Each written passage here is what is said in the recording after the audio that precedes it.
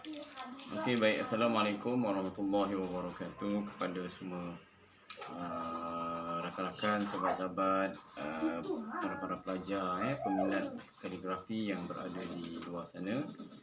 Bersama dengan semua sahabat-sahabat, di sini saya Nurul Anwar Al-Khattat.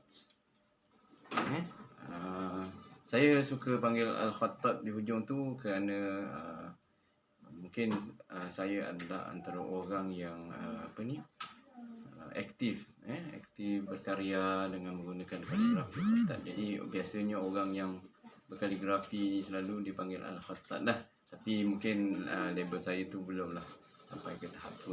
Cuma kita nak mau menyebarluaskan lagi khat ni, maka kita cubalah kita cuba perkenalkan istilah-istilah yang ada. Baik. Untuk hari ini bersama dengan saya, insya-Allah saya ingin nak menunjukkan kepada semua sahabat-sahabat, pelajar-pelajar peminat kaligrafi cara bagaimana nak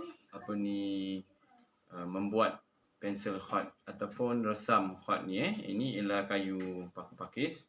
Ini ialah batang paku pakis yang kita panggil sebagai resam lah, resam yang digunakan untuk menulis. Jadi di Malaysia banyak batang resam ni ataupun paku pakis ni.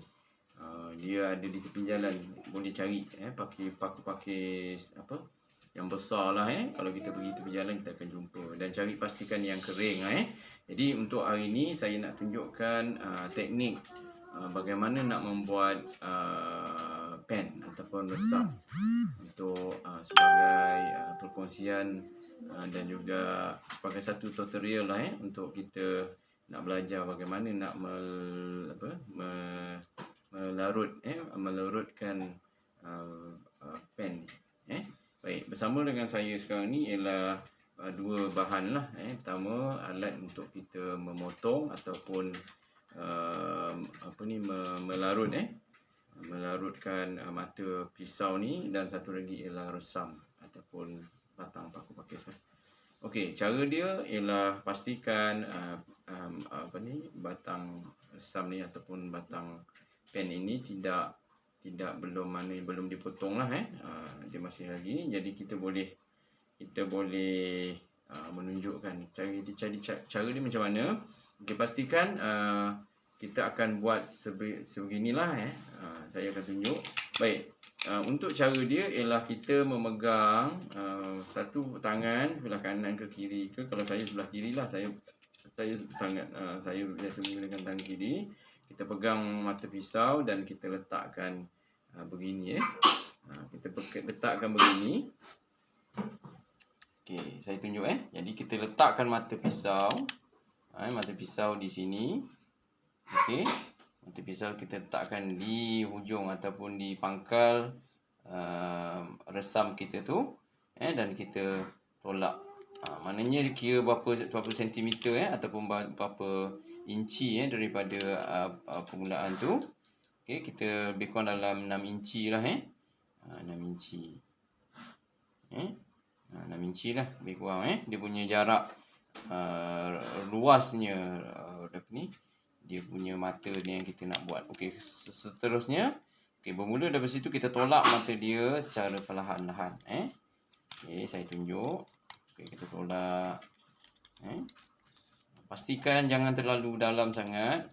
Kita nak dapatkan mata dia ni supaya sekarang ni mata yang ada ni dia macam patah. Jadi saya akan potong dulu. Nak pastikan dia ni tak ada yang patah lah. Okey, sekarang ni saya dah buat mata yang nipis hujung dah. Saya akan potong ini dulu. Nanti saya akan buat semula mata dia ni. Okey, cara dia pastikan tak ada yang pecah. Okey, macam saya ulang balik tadi, maknanya bermula daripada permulaan batang paku pakis ni kita ambil lebih kurang dalam 6 inci, dan start daripada situ kita akan tolak sikit demi sedikit. Okey, sedikit demi sedikit. Okey, boleh tengok. Okey, saya melarutkan dia. Kita panggil melarut. Melarut ke melurut gitulah. Bukan melarut, minta maaf, saya minta maaf banyak-banyak. Kita meraut. Meraut. Ya, meraut mata pen minta maaf saya tersilap menyebut tadi. Okey, meraut kita meraut.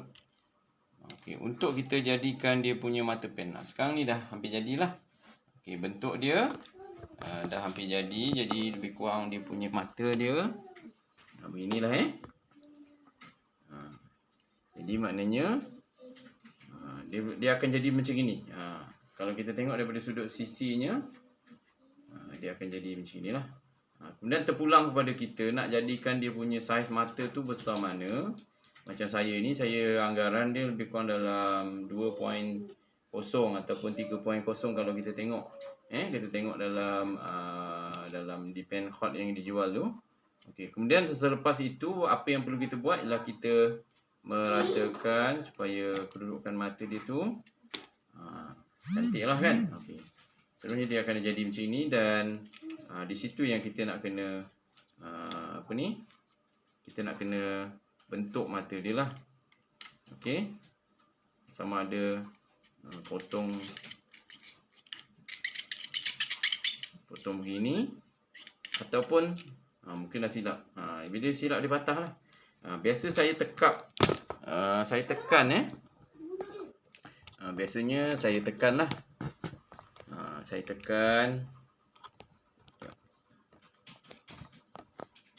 tekan mata dia ni supaya dia terpotong dengan sama rata lah.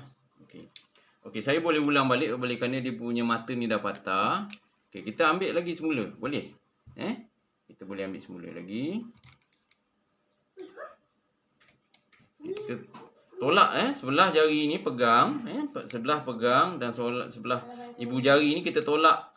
Kita tolak mata pisau ni secara perlahan-lahan. Kita meraut, bukan melorot melorot ke melarut ke bukan salah meraut. Meraut yang betul kita meraut mata pisau ni ke atas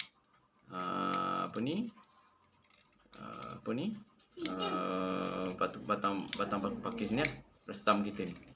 Kita kena buat macam ini. Nampak kita kena buat macam ini. Ini cara dia Jadi saya harap nampaklah Okey, kita tolak sampai yang nipis kita tolak sampai dia yang hujung ni nanti. Okey, yang hujung nanti dia akan membentuk kelebaran mata paku pakis. Okey, untuk mengelakkan dia terjadi pecah macam tadi, maka saya akan cuba untuk memotong dia. Okay, pertamanya nanti insya-Allah kita akan cuba buang dulu sampah ni.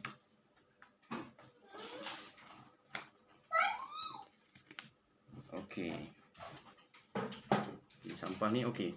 Saya akan mengalas saya alaskan dia punya Saya akan alaskan dia punya mata ni di atas getah ni supaya kita boleh potong dia dengan elok lah. Okay. Apa yang perlu saya buat sekarang ni, kita tengoklah mata kita potong macam mana. Okay, maka saya akan potong kita akan potong serong serong.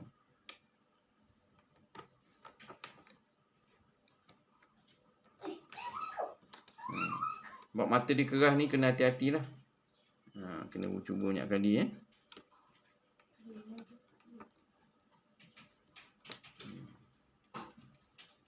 Kalau nak potong mata dia memang susah sikit. Okey, jadi kita cuba lagi. Dia pergi kat ujung tadi.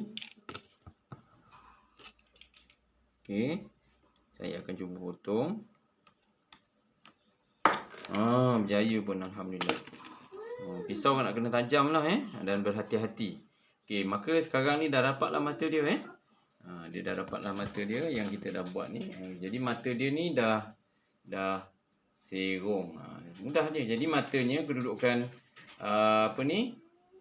pen resam ni kita nipiskan dia sampailah di hujung untuk dia membentuk mata lah. Dan pastikan di hujung ni nanti ada kelebaran macam ni. Okey. Ni. Pastikan dia punya kelebaran lah. Okey. Kan? Macam ni. Kemudian langkah seterusnya biasanya kita akan asah dalam menggunakan kertas pasir. Kalau ada kertas pasir bolehlah guna kertas pasir kerana memastikan supaya dia tak terlalu tajam. Dia punya permukaan dia ni untuk kita nak tulis tu dalam keadaan selesa. Tapi yang mata ni jangan terlalu nipis, sebab kalau nipis sangat nanti dia akan patah nanti hujung dia. Dia ngam-ngam lah, maknanya ketebalan mata dia ni sekira-kira maknanya kalau kita celup dengan air dibasah dengan dakwat, dia boleh tahan lah. Jangan terlalu nipis sangat, nanti biasanya hujung ni yang biasa kalah lah. Sebab apa kita pilih resam ni? Kerana resam ni kualiti dia tu bagus, keras. Kita guna keras. Bila keras, dia menjamin ketahanan dia bila kita guna, kita celup berkali-kali di atas permukaan dakwat ataupun celup pada dakwat kan air kan. Dia cecair, jadi boleh melembabkan mata resam ni. Jadi sekarang dah siap, alhamdulillah. Itulah yang biasa saya buat. Begitu juga kalau kita nak mengasah pensel. Pensel yang kita nak buat mata khat pun boleh juga kita guna pensel 2B ke 3B. Kalau payah sangat kita cari pensel yang orang buat rumah tu, kontraktor kan. Kontraktor buat rumah kita buat. Baik, selanjutnya mungkin saya boleh kongsikan macam contoh ni lah, antara contoh-contoh pen okey. Contoh-contoh pen yang boleh kita tunjuk di sini. Ini dah ready made dah ni, maknanya kita beli dah siap. Tapi dia punya proses lebih kurangnya ni canggih lah. Ini pun boleh kita buat dengan kayu pun boleh, dengan sudip pun boleh. Sebagaimana kawan-kawan kita contohnya macam Ustaz Abdul Wahab, ada saya pernah tengok dia buat menggunakan sudip. Maknanya bersifat kayu dan ringan, boleh kita buat. Ini saya gunakan buluh. Kalau ini batang kayu, okey, mungkin sudip ke sudu ke kan.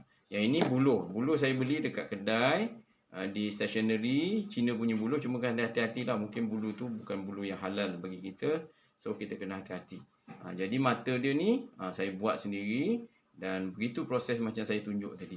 Dan mata setiap pen ni bergantung kepada jenis khat. Kalau macam yang ini saya pilih untuk tegakkan, hampir-hampir tegak, kerana dia ini bentuk untuk sesuai untuk tulisan khat rikaah lah. Untuk mata pen yang kedua tadi yang saya buat ni ialah untuk menulis nasah boleh, sulus dia lagi condong lagi lagi condong. Jadi itu saja perkongsian saya. Saya fikir kalau apa-apa nanti mungkin kita akan kongsi lagi pada akan datang. InsyaAllah saya nak membuat satu lakaran berkarya, menulis satu permintaan daripada seorang sahabat saya, klien lah diminta tolong tuliskan perkataan pondok, tak silap saya pondok Haji Ali gitulah dalam bentuk sudus, dibuat dalam